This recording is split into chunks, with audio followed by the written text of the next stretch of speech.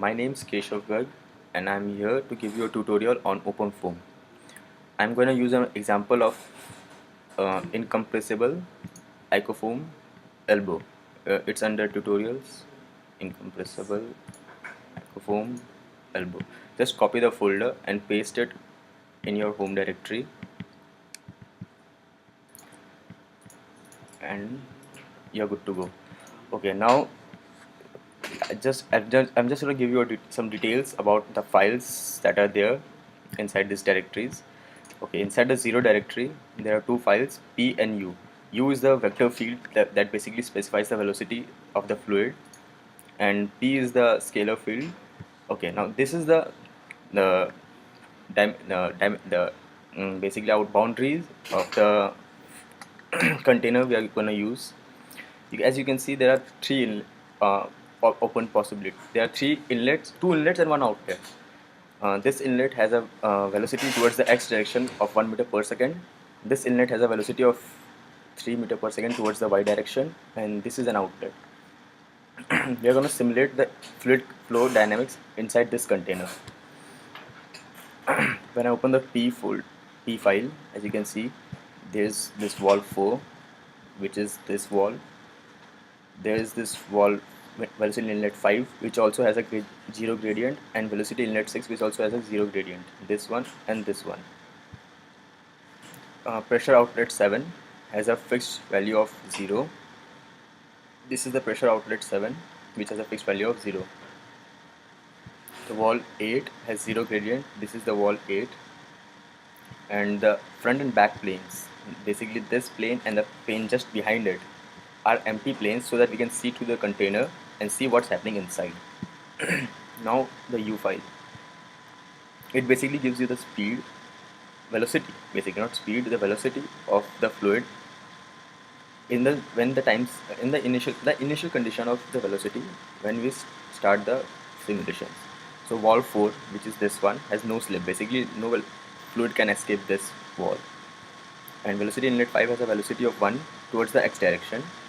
Velocity inlet 6 has a velocity of 3 towards the y direction. The pressure outlet 7 has a 0 gradient. Basically it any amount of any the air can escape this area with any velocity. There is no fixed velocity given there. And the velocity wall 8 has no slip, this wall has no slip, and this wall has no slip, and the front and back planes are empty as again. Now going back to constant, this has transport properties.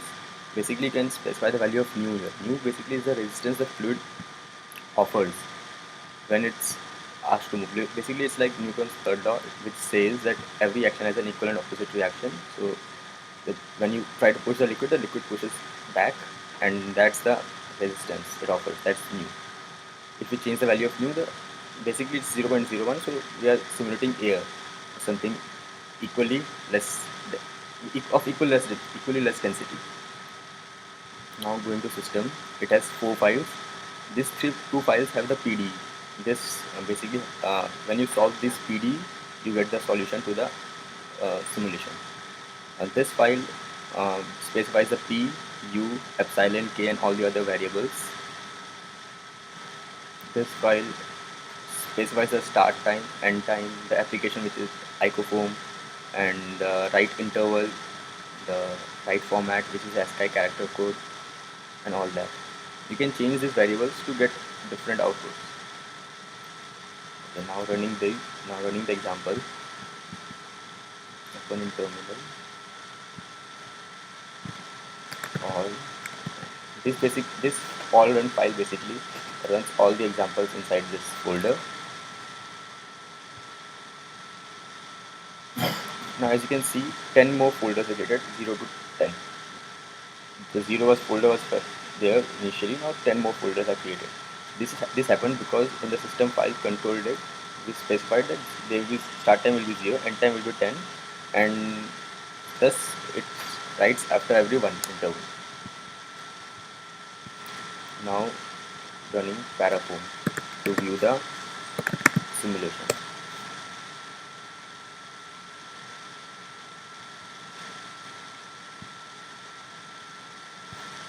As you can see, the container is just like this one. This area has a velocity of 3 and this one has a velocity of 1. Now let's see what happens when we run it.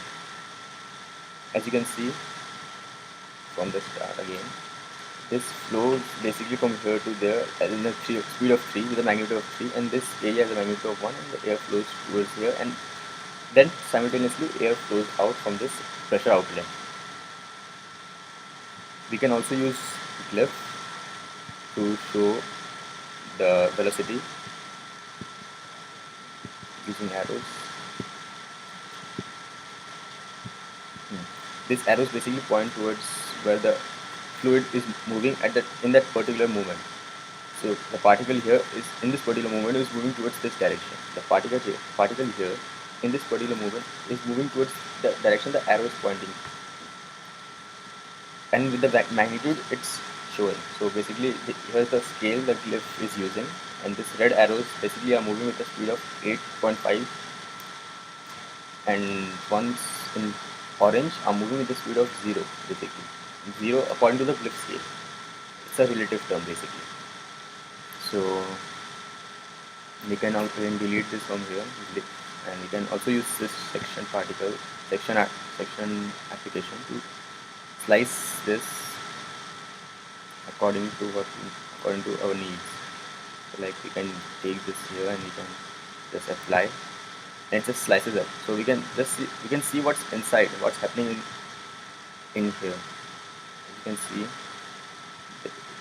it's red here and it's turning blue slowly. It shows what's happening in this part of the section which we are considering. Okay, delete it again, and it's back to normal.